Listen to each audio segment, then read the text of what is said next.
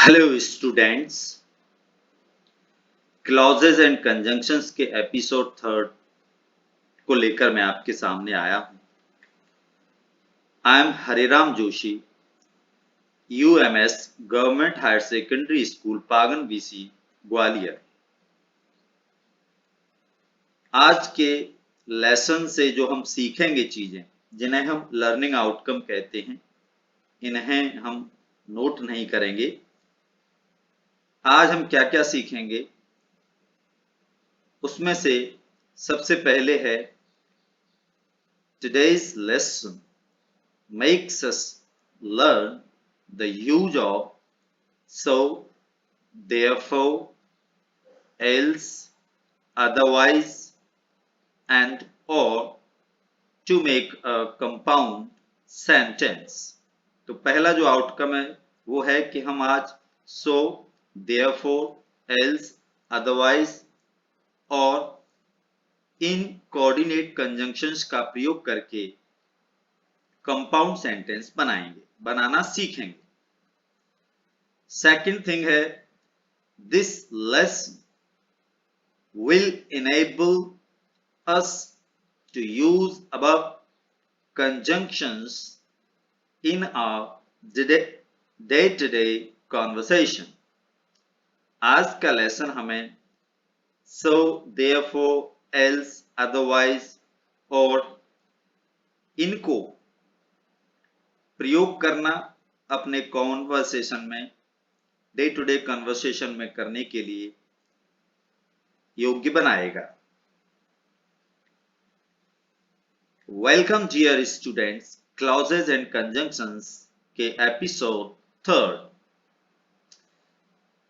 थोड़ा सा रिवाइज कर लेते हैं, कुछ नए छात्र हो सकते हैं।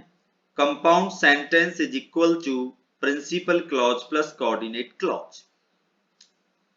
एंड कोऑर्डिनेट क्लॉज क्या होता है? जो कोऑर्डिनेट कंजंक्शन से स्टार्ट होता है।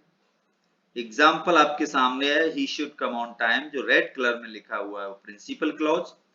एल्स कोऑर्डिनेट कंजंक्शन है, he will be marked absent, तो else he will be marked absent जो ब्लैक कलर में लिखा हुआ है वो कोऑर्डिनेट क्लॉज है। तो principal clause plus coordinate clause is equal to compound sentence.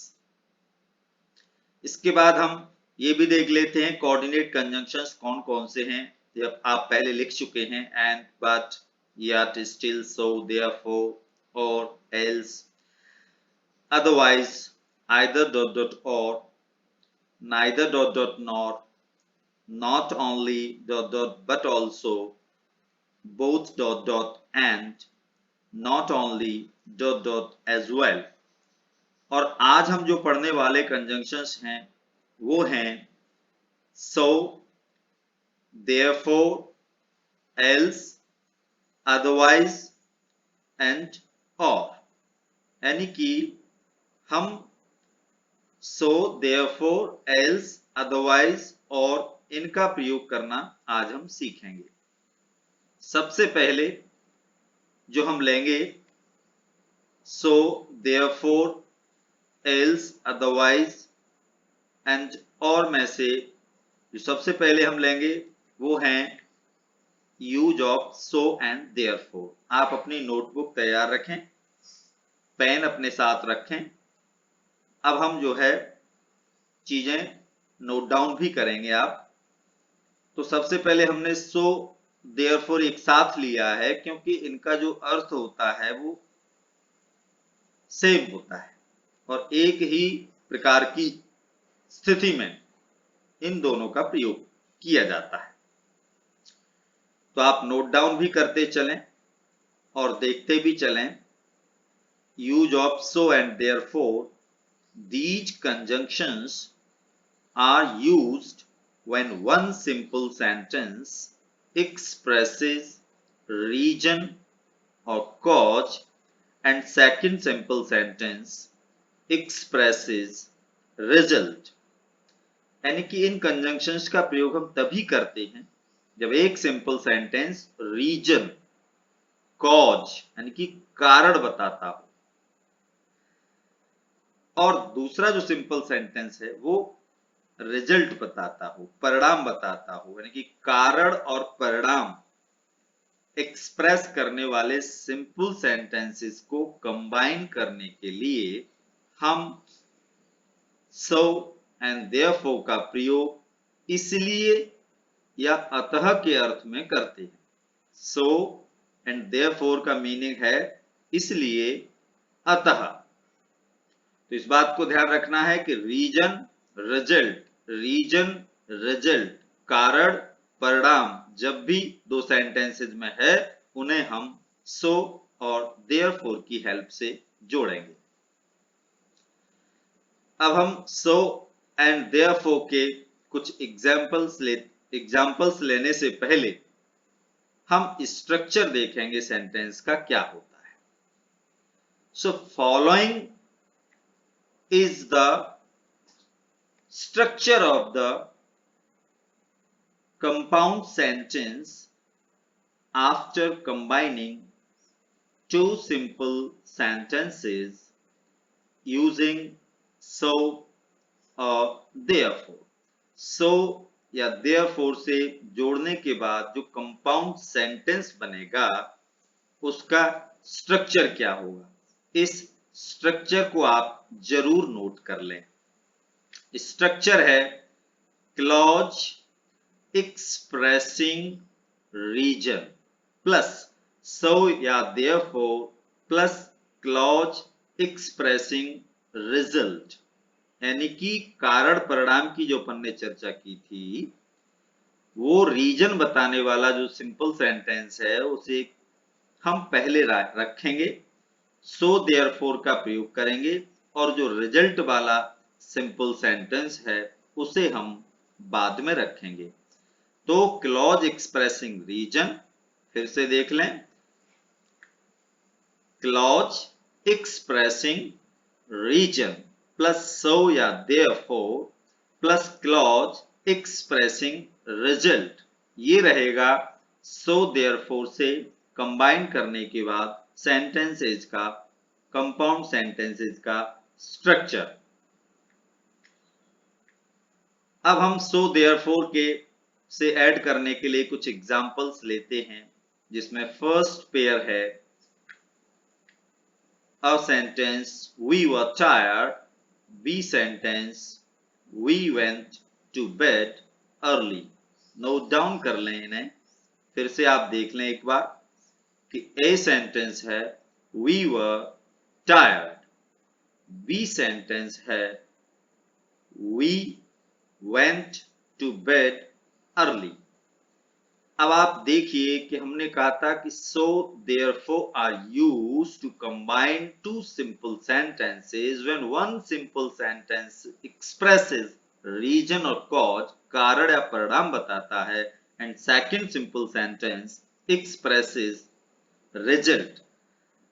तो आप देखिए we went to bed early, हम जल्दी सोने चले गए, कारण क्या रहा, वी वर टायर्ड, हम थके हुए थे। तो आप देख रहे हो कि फर्स्ट पेयर जो सेंटेंस का ए सेंटेंस है वो हमें कारण बता रहा है, वी वर टायर्ड, हम थके थे इसलिए हम जल्दी सोने चले गए, we went to bed early. तो आप समझ गए होंगे कि जो सो देयरफॉर का स्ट्रक्चर अपन ने देखा था उसमें हम सबसे पहले कारण बताने वाले सिंपल सेंटेंस को रखते हैं, फिर रिजल्ट वाले सेंटेंस को रखते हैं। जुड़ने के बाद, कंबाइन करने के बाद we have got this sentence. Note down भी करते चलें। वी वर टायर्ड, ये रीजन हो गया, so therefore we went to bed early, ये परिणाम हो गया, हम बहुत थके थे इसलिए हम जल्दी सोने चले गए। फिर से लिख लें इसको, देख लें, नोट डाउन कर लें। We were tired so therefore we went to bed early. इस प्रकार से ये सेंटेंस जुड़कर के एक कंपाउंड सेंटेंस बन गया। एक एग्जाम्पल हम और लेते हैं।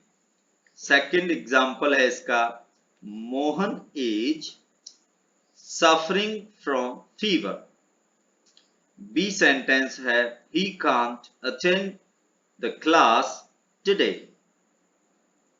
यानी कि मोहन फीवर से पीड़ित है, परेशान है, उसे बुखार आ रहा है। he can't attend the class today, और आज वो क्लास अटेंड नहीं कर सकता है। तो आप समझ गए होंगे कारण क्या है क्लास ना अटेंड करने का, क्योंकि Mohan is suffering from fever. तो रीजन वाला सेंटेंस हमें सबसे पहले रखना है और परिणाम वाला हमें बाद में रखना है, और जुड़ने के बाद जो सेंटेंस हमारे सामने आएगा वो है Mohan is suffering from fever, so therefore he can't attend the class today। फिर से देख लें एक बार, Mohan is suffering from fever, so therefore he can't attend the class today। यानी कि मोहन बुखार से पीड़ित है, इसलिए वो विद्यालय या कक्षा आज अटेंड नहीं कर सकता है। अब हम आते हैं else, otherwise और, ये तीनों हमने एक साथ लिए हैं क्योंकि ये भी एक ही प्रकार की स्थिति में यूज किए जाते हैं। Use of else, otherwise or, these conjunctions are used when one simple sentence expresses advice or warning and second simple sentence expresses result in case the advice or the warning is not followed। समझिए, हमारे विद्यालयों में कई छात्र Hindi medium के हैं, वो note down जरूर इंग्लिश में करें, और नोट डाउन करने के बाद जो मैं हिंदी में चीजें समझाता हूं वो भी इमीडिएटली उनको आप नोट कर लिया करें, आसपास मुख्य मुख्य शब्दों के अर्थ। तो जो एल्स, अदरवाइज और है, इन तीनों का मतलब है अन्यथा, वरना, नहीं तो, तीनों का, एक का नहीं। अन्यथा, वरना, नहीं तो ऐसा कर देंगे, अन्यथा नहीं वरना तो ऐसा हो जाएगा, इस प्रकार का सेंस ये देते हैं। और ये कंजंक्शंस उस समय यूज करते हैं जब एक सेंटेंस में वार्निंग या एडवाइस दी गई होती है, सलाह या चेतावनी। अगर उस सलाह या चेतावनी को आप फॉलो नहीं करेंगे तो जो रिजल्ट आ सकता है वो दूसरे सिंपल सेंटेंस में होता है। तो ये हमने देख लिया कि एल्स, अदरवाइज और का प्रयोग किस स्थिति में होता है। इसके बाद हम इसका स्ट्रक्चर देखेंगे। So following is the structure of the compound sentence after combining two simple sentences using else, otherwise or। else, otherwise और का प्रयोग करने के बाद जो स्ट्रक्चर होगा वो निम्न प्रकार का होगा। clause expressing advice, warning plus else, otherwise or plus clause expressing result, यानी कि उस एडवाइस या वार्निंग को सबसे पहले लिखेंगे, else, otherwise और लगाएंगे, और उस एडवाइस या वार्निंग को न मानने पर जो रिजल्ट आ सकता है वो सेकंड सेंटेंस में रहता है, इसलिए उसको बाद में रखेंगे। इस स्ट्रक्चर को आप नोट डाउन कर लें। फिर से देख लें, क्लॉज एक्सप्रेसिंग एडवाइस और वार्निंग, सलाह या चेतावनी, एल्स, अदरवाइज और मतलब अन्यथा, वरना, नहीं तो, क्लॉज एक्सप्रेसिंग रिजल्ट, उस वार्निंग एडवाइस को न मानने पर जो रिजल्ट आता है, आ सकता है, वो हम बाद में रखेंगे, एल्स, अदरवाइज और लगाने के बाद। अब हम इसका एग्जाम्पल एक लेते हैं। ये फर्स्ट पेयर सेंटेंस है जिसमें लिखा हुआ है ए सेंटेंस में you must hurry up, and B sentence जो है वो है you will miss the train. अब आप खुद ही समझ गए होंगे कि कौन से सिंपल सेंटेंस में वार्निंग या एडवाइस दी गई है। आप देखिए, फर्स्ट पेयर का फर्स्ट सेंटेंस, ये सेंटेंस है यू मस्ट हरी अप, आपको जल्दी करना चाहिए, अन्यथा वरना नहीं तो, यानी कि इसको फॉलो नहीं किया तो क्या होगा, you will miss the train, आपकी ट्रेन मिस हो जाएगी। तो सलाह न मानने पर जो परिणाम निकल सकता है वो सेकंड सिंपल सेंटेंस में दिया गया है। तो स्ट्रक्चर के हिसाब से हमें सबसे पहले एडवाइस या वार्निंग वाले सेंटेंस को पहले रखना है। You must hurry up else otherwise, और लगाने के बाद you will miss the train वाले सेंटेंस को जोड़ देंगे। अब आपके सामने जो सेंटेंस बना उसे फिर से देख लें। You must hurry up else otherwise और you will miss the train. Note down कर लें इसे। और हमने एल्स, अदरवाइज और का प्रयोग भी सीख लिया, सो देयरफॉर का प्रयोग भी सीख लिया। फिर से रिमाइंड कर लीजिए कि सो देयरफॉर इसलिए अतः उसका अर्थ होता है, एल्स अदरवाइज और का सेंस अन्यथा वरना नहीं तो होता है। सो देयरफॉर ऐसे सेंटेंसेस को जोड़ता है जिसमें से किसी एक में रीजन या कॉज कारण दर्शाया गया हो और दूसरे में परिणाम दर्शाया गया हो। और एल्स अदरवाइज और से जुड़े हुए सेंटेंस का जो स्ट्रक्चर मैंने बताया था कि वार्निंग या एडवाइस वाला सेंटेंस पहले रहेगा, फिर सो, एल्स, अदरवाइज, एल्स अदरवाइज और ये तीन लगाने के बाद जो रिजल्ट बताता है सिंपल सेंटेंस उसे हम ऐड कर देते हैं।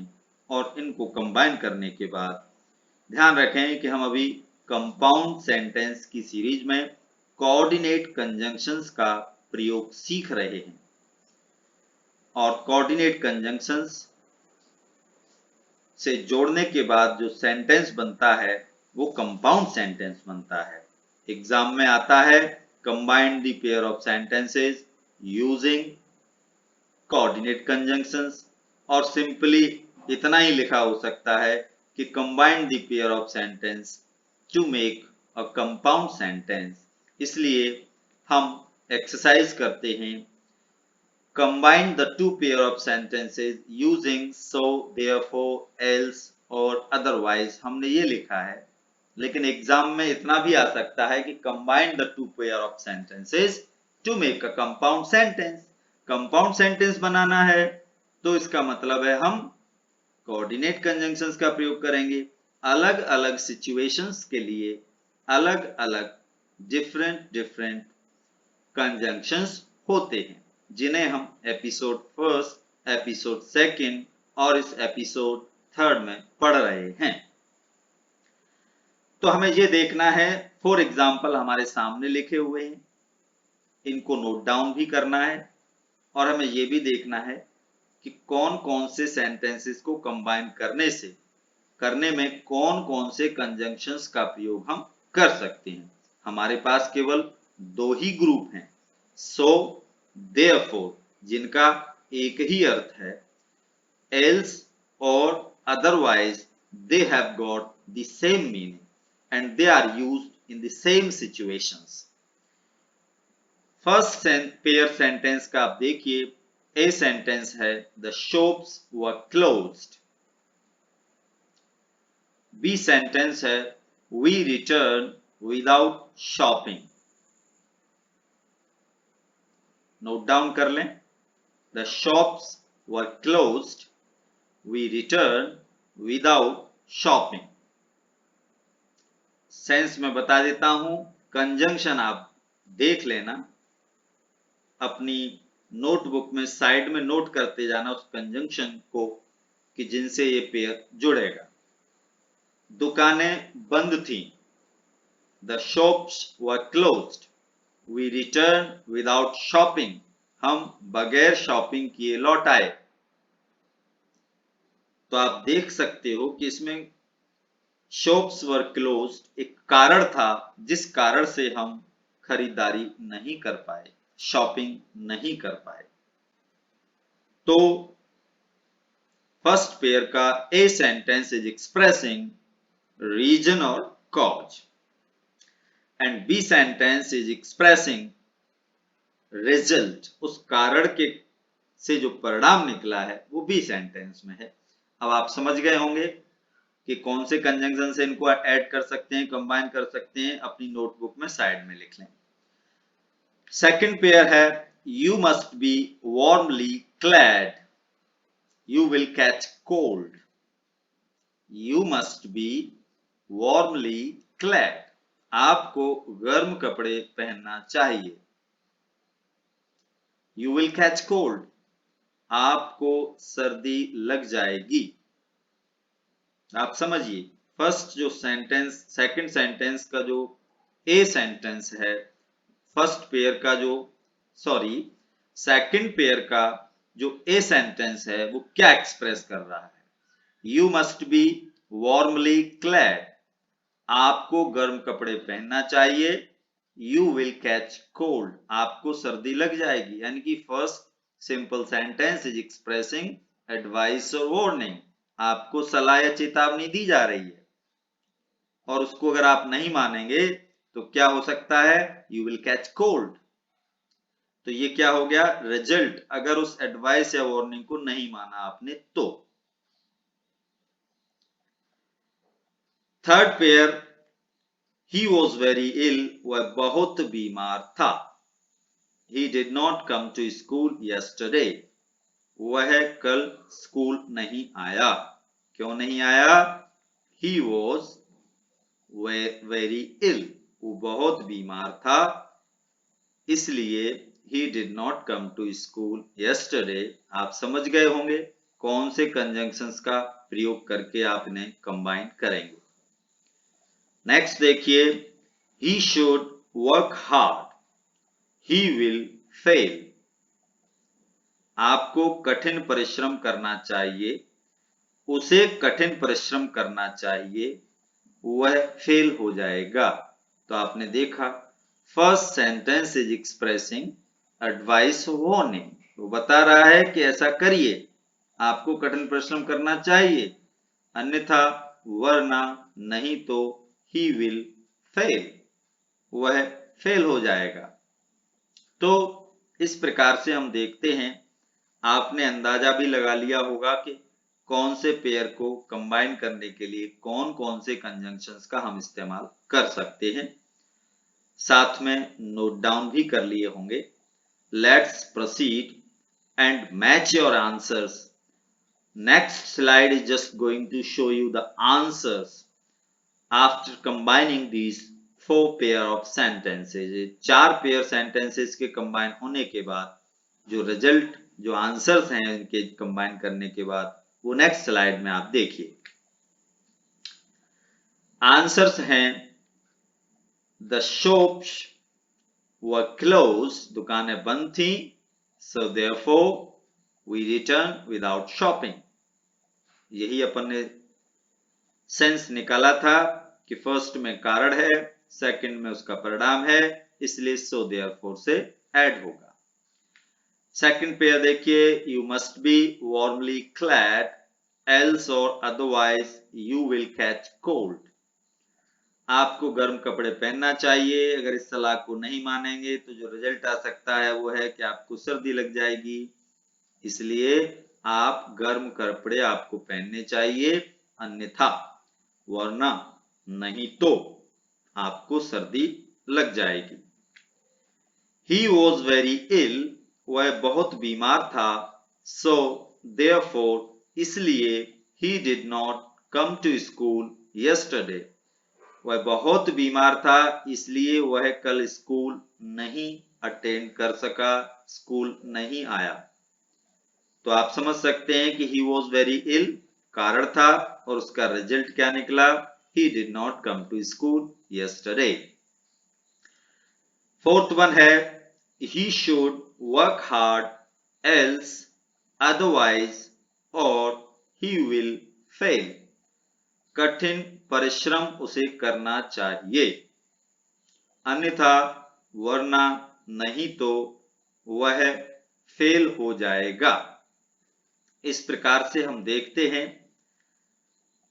कि इसमें फर्स्ट सेंटेंस में सलाह या चेतावनी है, उसको ना मानने पर अगर आपने ऐसा नहीं किया तो क्या परिणाम आ सकता है, he will fail, वो फेल हो जाएगा।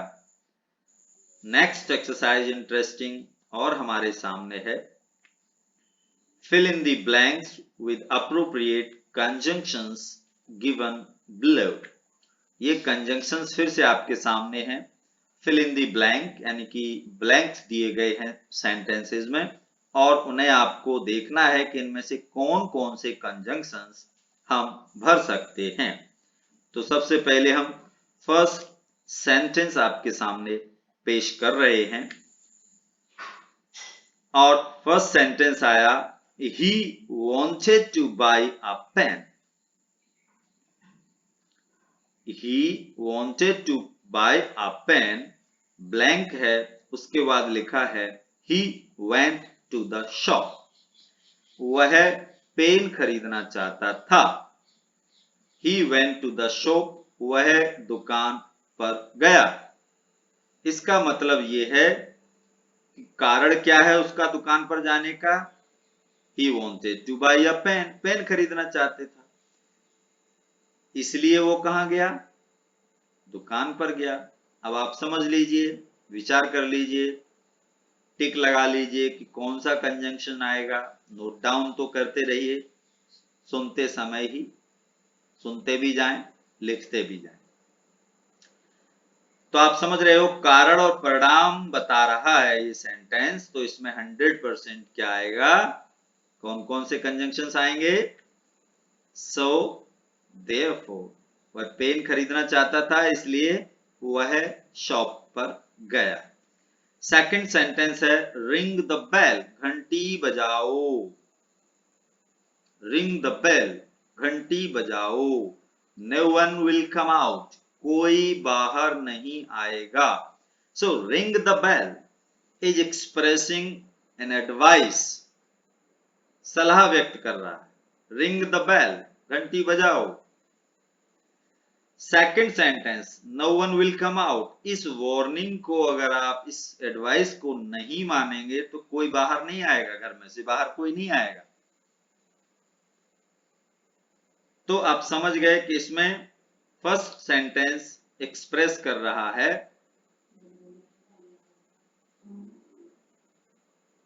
एडवाइस और जो सेकंड हिस्सा है वो इस एडवाइस को न मानने पर जो रिजल्ट आ सकता है वो एक्सप्रेस कर रहा है। तो इस प्रकार के सेंटेंसेस को जोड़ने के लिए आपको पता है एल्स, अदरवाइज और का हम प्रयोग करते हैं। इसके बाद वॉक केयरफुली, सावधानी पूर्वक चलिए, अन्यथा वरना नहीं तो यू विल फॉल, आप गिर जाओगे। तो इसलिए इसका आंसर हुआ एल्स, अदरवाइज और। इसमें इन तीनों से हम इन्हें कंबाइन कर सकते हैं, इसलिए ये सही शब्द हैं। फोर्थ है ही वर्क्स वेरी हार्ड, वह बहुत कठिन परिश्रम करता है। He gets good marks in the examination, वह अच्छे नंबर एग्जामिनेशन में प्राप्त करता है। कारण क्या है, ही वर्क्स वेरी हार्ड, वह कठिन परिश्रम बहुत करता है। he gets good marks in the examination, इसलिए अतः उसे एग्जामिनेशन में अच्छे नंबर मिलते हैं। आप लोग भी मेहनत करें, अच्छे नंबर प्राप्त करें और इसका सही आंसर है so therefore। और आज का लेसन यही समाप्त होता है। Thank you very much for watching the video.